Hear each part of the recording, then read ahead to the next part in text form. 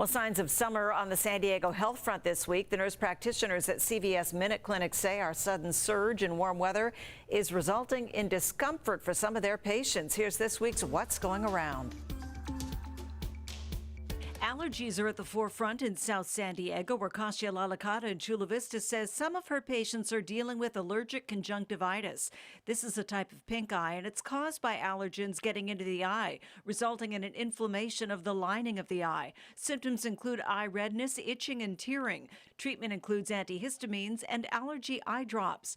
In Central San Diego, ear problems are on the rise. Gretchen Broman in Claremont has diagnosed cases of otitis externa, also known as swimmer's ear. This infection is caused by dirty water getting stuck in the ear canal.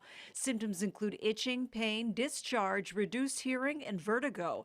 Because this is a bacterial infection, treatment includes antibiotic ear drops.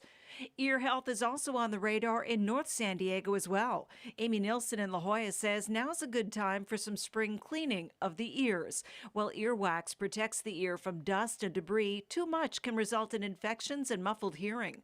Risk factors include using Q-tips. They can push the wax further into the ear, and using earbuds.